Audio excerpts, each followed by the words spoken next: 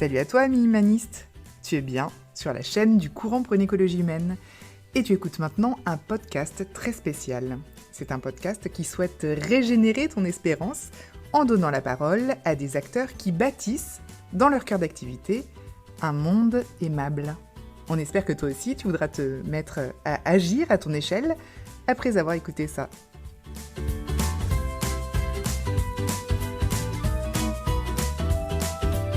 Aujourd'hui, nous accueillons Morgane Segui.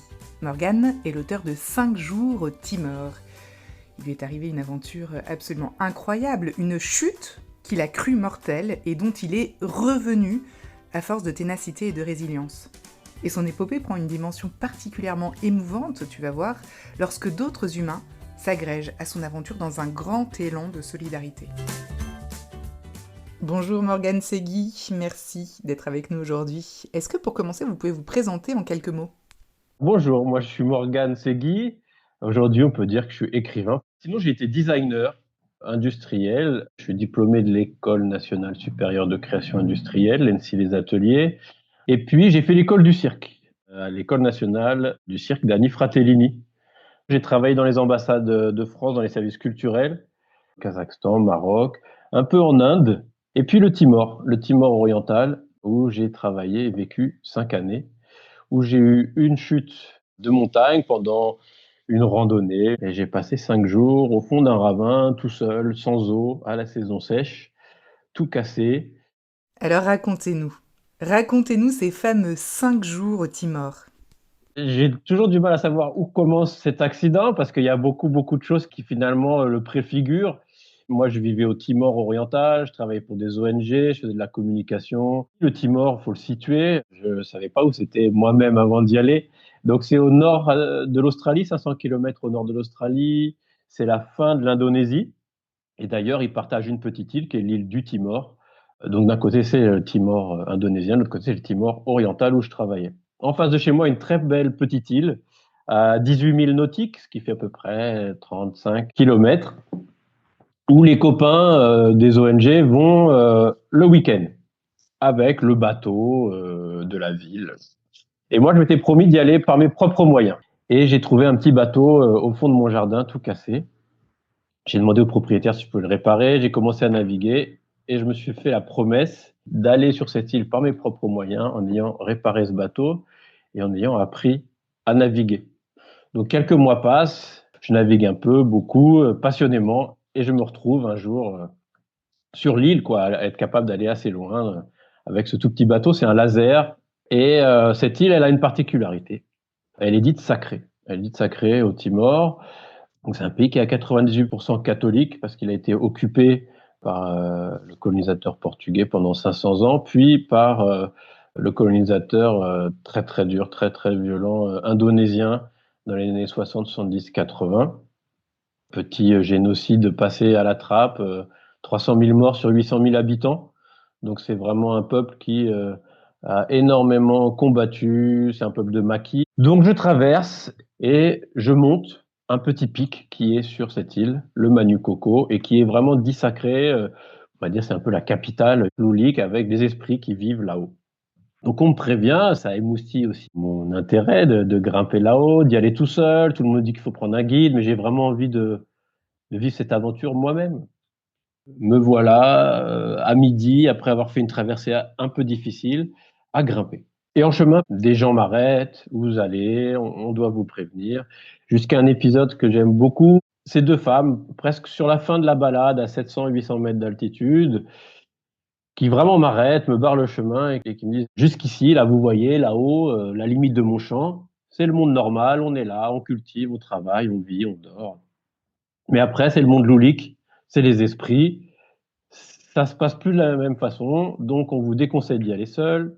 Mais on vous connaît, les blancs, les Malaïs, comme ils disent, l'étranger.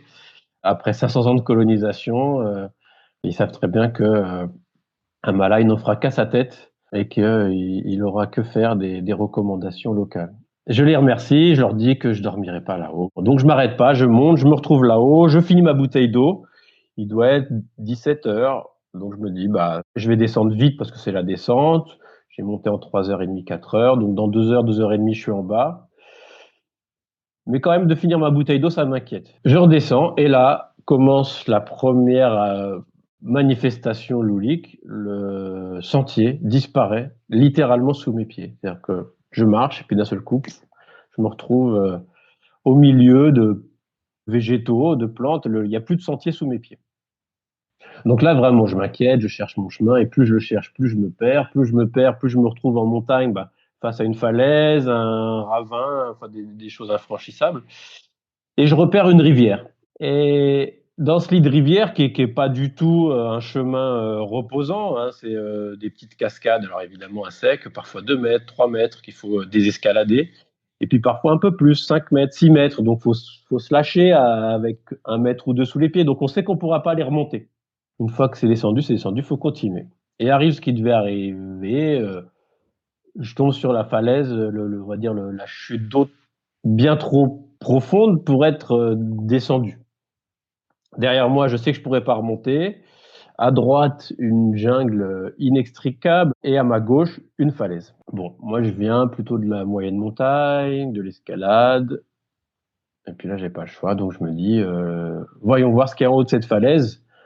Soit je trouverai un chemin, soit je verrai au loin un village pour y appeler, soit je trouverai du réseau. Je grimpe, 10 mètres, 20 mètres, 30 mètres. Tout ce qui était un peu rugueux, prise, disparaît pour laisser place à un rocher lisse et rond et impossible de grimper. Une seule, on va dire, passage, c'est un arbre, un petit arbrisseau de falaise qui est vraiment, alors là, je le dis, on s'accroche jamais, jamais sur une falaise à un végétal, on ne sait pas du tout comment il tient. Donc c'est vraiment une règle, hein. Voilà. J'avais pas d'autre choix, donc je tente, je teste, je regarde dans tous les sens, il a l'air de tenir. C'est vraiment mon dernier espoir. Et puis quand je mets tout mon poids dessus, là il y a l'arbre qui part avec un morceau de rocher quoi, sur lequel il était accroché.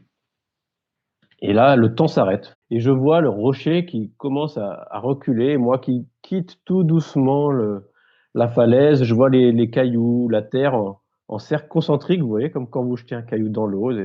Ça fait comme ça des cercles concentriques de terre, de pierre. Et mon cerveau qui hurle, qui dit, bon là, faut trouver quelque chose, qui trouve. Et la seule chose que je trouve, c'est de planter mes mains dans la roche comme des petits piolets. Et évidemment, mes doigts sont pas des piolets. Donc, je sens que tous mes doigts cassent, tous les phalanges, ça craque, ça casse. Et là, le temps reprend son cours et je tombe. Je me réveille dans la nuit et je suis immobilisé, quoi, pris, enchâssé dans une roche volcanique. Il n'y a plus rien qui bouge, si ce n'est ma main gauche. Et puis, voilà, on va dire que je commence à regarder un peu où j'en étais. Mon t-shirt est mouillé, ma barbe est mouillée. Et j'arrive au niveau du visage. Et là, je sens à ma droite, ici, quelque part, une sorte de nouveau membre qu'aurait poussé. Je comprends pas exactement ce que c'est. Moi, j'ai l'image d'une oreille de Pluto, un bon gros morceau. Et arrivé sur mon crâne, je comprends en fait que c'est tout mon crâne. Voilà, j'étais scalpé, j'arrive, mon bras droit est cassé, mon pied droit est fêlé. Bon, là, c'est trop fatigant. J'ai l'impression que je vais mourir. Donc, il y a une fatigue énorme. Je me rendors en pensant vraiment que c'est la fin, quoi. Bye bye. Et je me réveille. Je me réveille quand même aux lueurs du premier soleil tropical. Et ça tape, quoi. Et je me dis, bon, soit je vais sécher là, soit faut que je trouve un coin pour mourir tranquille, avec un peu plus de confort. J'arrive tant bien que mal à me déchancer de la roche, et puis je redescends sur les fesses en me laissant glisser. Voilà. Bon. Et je retourne un peu à l'ombre de cette rivière où j'étais. Je vais passer 4 jours à dormir, à boire mon urine, à avoir des rencontres, alors des animaux, des esprits, des amis de passage, vraiment. Là, je pense que le coup sur la tête, plus le caractère sacré, plus la nuit, plus tout ça, il s'est passé des choses de très belles entre, je pense, mon esprit, la nature, voilà. Chacun y mettra ce qu'il veut, mais moi, j'ai vraiment eu presque toute la famille qui est passée me voir, plus les amis morts, qui venaient me donner des conseils ou jeter un œil. Et un matin, après avoir été visité par des chèvres dans la nuit, qui, en partant de leur petite visite, sont partis par la falaise de laquelle j'étais tombé. Et je m'étais dit, tiens, mais si je pouvais partir, je partirais par là, ce petit chemin de chèvre. Et au petit matin m'arrive ce que les aventuriers racontent jamais dans leurs livres. Après avoir grignoté, là aussi, le faites pas, autour de moi, tout ce que je pouvais trouver de rafraîchissant, de petites plantes, dont certaines ont vraiment failli m'envoyer au paradis des aventuriers en quelques secondes. Mon corps desséché, s'est vidé et je me suis fait caca dessus, quoi. Il y a une règle de survie qui dit 3 minutes sans air, 3 jours sans eau, 3 semaines sans manger. Voilà, moi j'étais déjà à 4 jours sans eau. C'était la fin. J'avais perdu 10 kilos, j'ai ressemblé à un pruneau séché. Mais le choc était passé. J'avais dormi. Donc je me retrouve là en me disant, allez, tu mets les dernières forces. Tu te lèves, tu te nettoies avec un peu de sable, des plantes. Je me mets tout nu. De toute façon, c'était la seule façon que j'avais de gérer cette chaleur. Et puis me voilà debout. Me voilà debout à me dire, allez, lance un premier pas. Et je lance un premier pas et le pas est rikiki, quoi. C'est vraiment un tout petit pas. Un pas plus grand me fait mal et je rigole tout seul. Je suis vraiment fan de romans d'aventure. Donc, j'étais à l'endroit qui m'avait fait rêver depuis petit. Que ce soit chez Jack London, Kessel. J'étais aux premières loges du roman d'aventure. Donc, j'étais heureux. Voilà. Et en fait, la joie, ça m'a beaucoup tenu. La joie de vivre un truc qui me faisait rêver depuis petit. Donc, j'étais dedans. Et on revient à ce petit pas, tout petit pas. C'est devenu un mantra. Je me dis, je vais me sortir de là avec des petits pas de grand-mère sur le chemin de chèvre. Et je me répétais ça. Pendant un jour et demi, j'ai monté la falaise à petits pas de grand-mère sur le chemin des chèvres. Et je me retrouve en haut de cette falaise. Je trouve des fruits. Puis, une nuit plus tard, au loin, je vois une maison, j'appelle et quelqu'un vient me chercher. Et c'est là qu'on arrive un peu dans le dur de l'histoire. Vient un homme. Donc il vient avec son lance-pierre, visé vers moi, il me voit tout cassé, la tête ouverte, le bras en écharpe. Il désamorce évidemment son lance-pierre. Et moi je vais pour lui expliquer. Et il me dit, non, non, pas besoin d'explication, on va faire une prière, on va faire une oration. Et il me prend dans ses bras et il remercie Jésus. Il remercie Jésus de m'avoir tenu en vie jusqu'à son champ et il lui demande de nous donner la force à lui et à moi pour redescendre au village, pour retrouver les miens. Et on reprend le chemin. Et il me demande si je peux marcher, donc je lui explique mon petit pas de grand-mère et on marche tout doucement jusqu'à une première halte qui est sa maison de champ, à 15-20 minutes de là. La personne qui est venue me chercher s'appelait Moïse. Donc c'est Moïse qui vient me chercher, sa femme Rachel, qui me demande rien, fait un petit tour derrière sa cuisine de champ et revient avec un café Timor. Donc c'est vraiment un grand café très très sucré, un plat de riz avec des légumes. Enfin c'était vraiment, je peux pas vous le raconter avec des mots. J'ai même écrit, c'était très compliqué de toucher à la réalité du moment tellement c'était fantastique après 5 jours. Et puis ils me disent bon maintenant on rentre au village, au vrai village.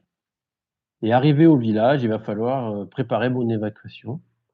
Ils m'ont accueilli comme un frère, quoi. Vraiment, ils m'ont appelé Mount Morgan. Mount, c'est le frère. Donc, ils m'ont lavé, ils m'ont nourri. Ils sont allés chercher une voisine, Mana Hati, donc sœur Hati, qui a plusieurs choses outre une grande, grande gentillesse. Elle avait un téléphone. Tout le monde n'a pas un téléphone. Il y en a un par famille ou deux. Chargé. Il n'y a pas d'électricité là-haut. Il y a des petits bouts de panneaux solaires.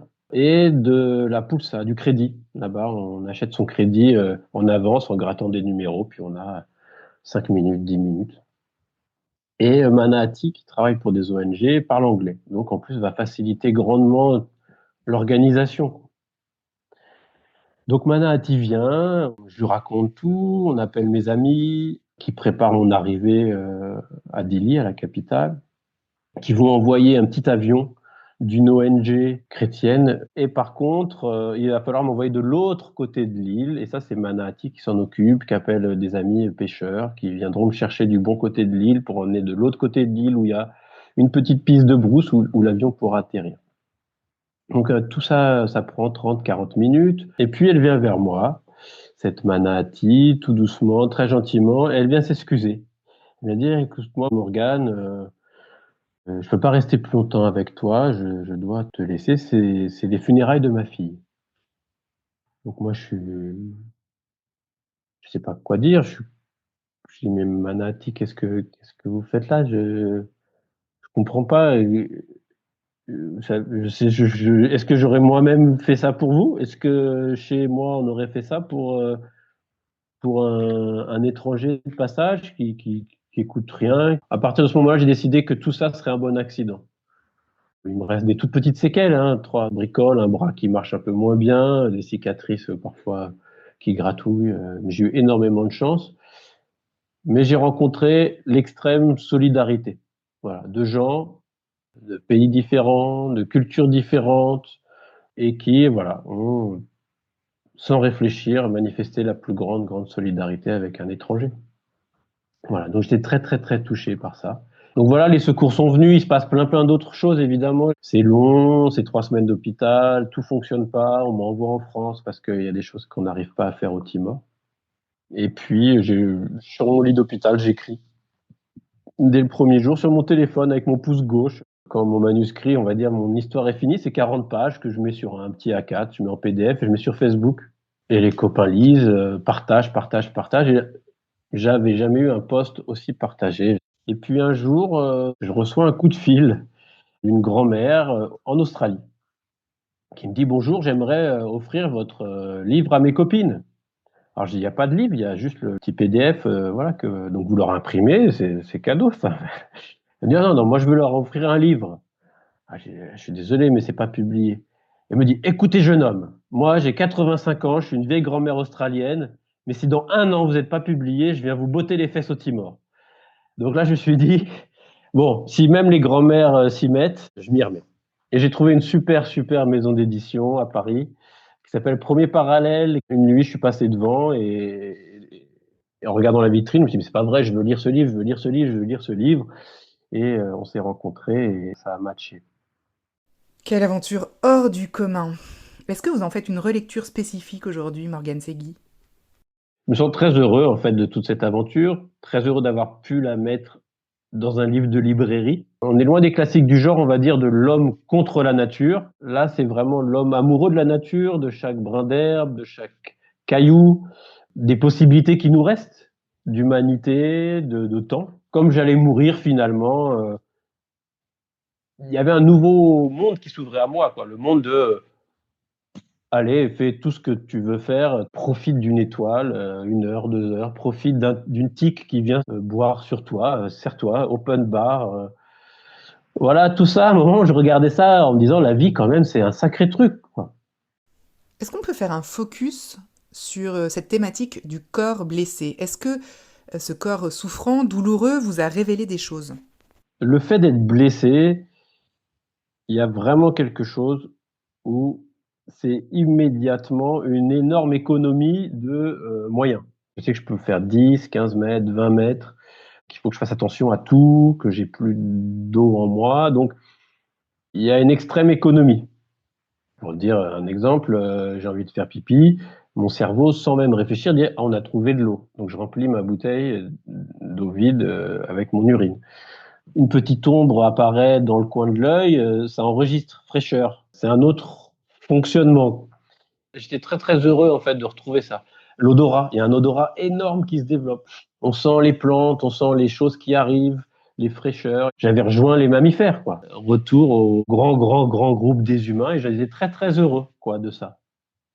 Et cette terrible soif qui a dû vous assaillir, que pouvez-vous nous en dire? Raconter la soif, c'est impossible. De toutes les choses que j'ai écrites, ou parfois la chute, les rencontres, le goût de certains, je dis: ah ben là je l'ai, quoi. En écrivant, il y a un moment magique où je sais que mon paragraphe est terminé parce que je me sens tomber, parce que je sens l'amande, je sens le silex, je sens la chaleur, je sens la sécheresse.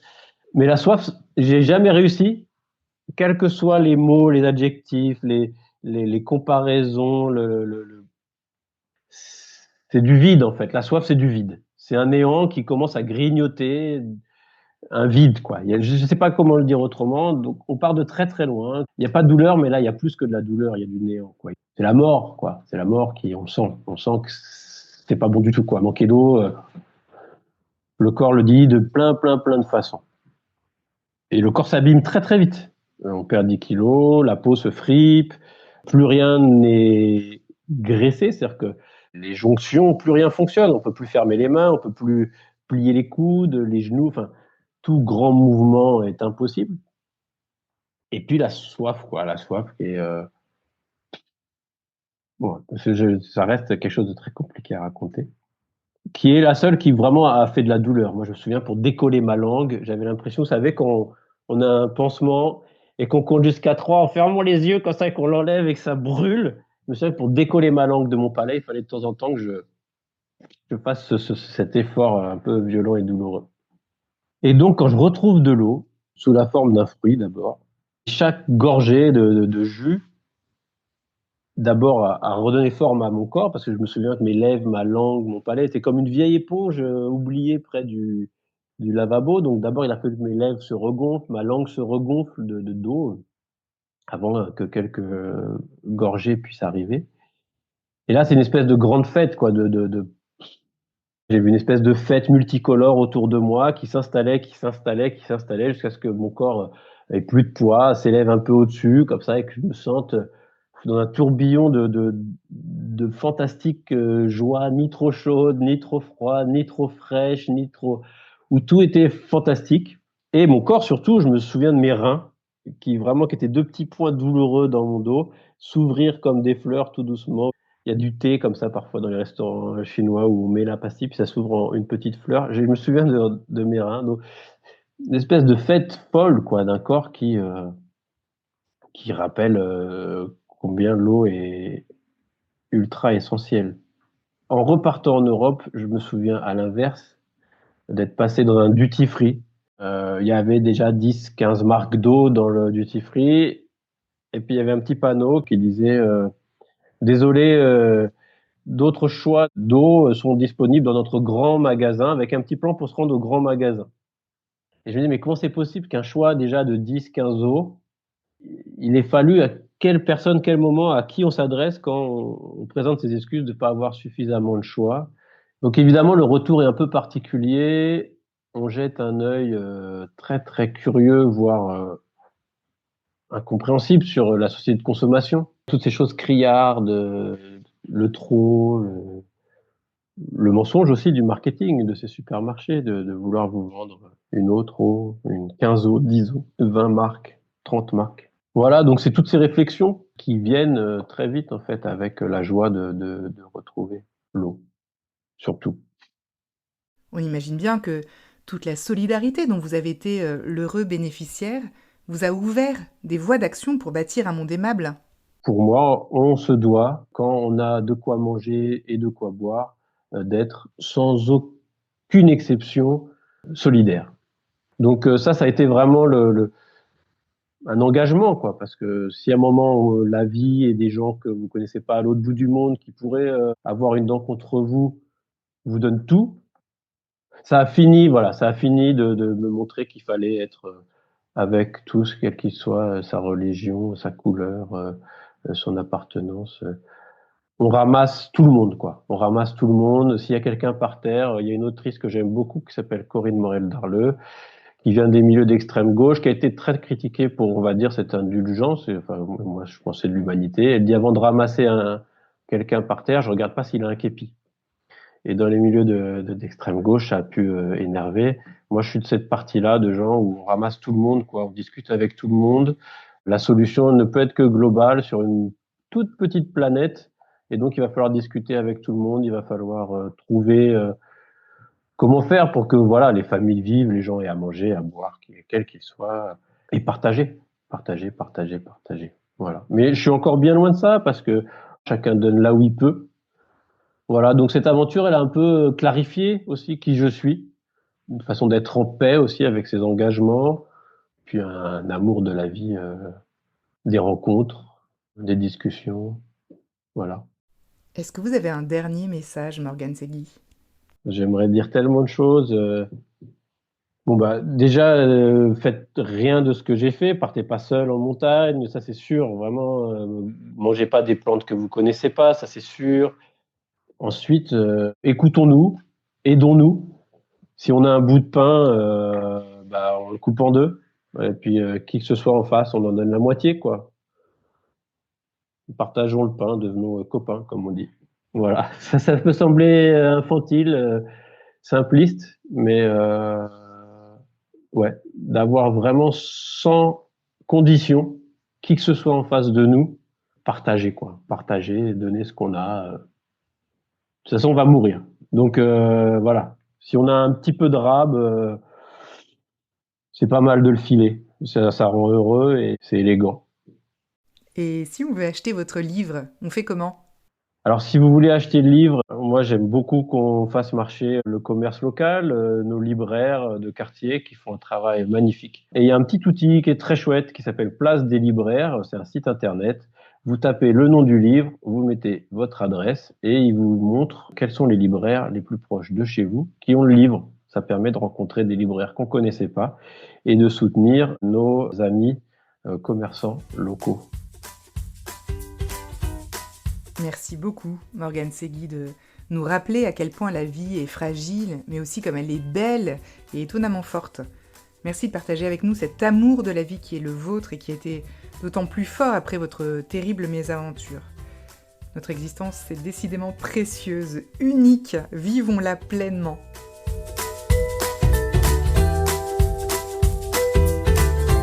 Auditeur, quant à toi, nous te remercions de ton écoute. Si tu as apprécié cet épisode, n'hésite pas à le partager autour de toi. Et pour suivre nos actus ou juste t'abonner à notre newsletter mensuelle, on te donne rendez-vous sur www.écologiehumaine.eu. À très bientôt.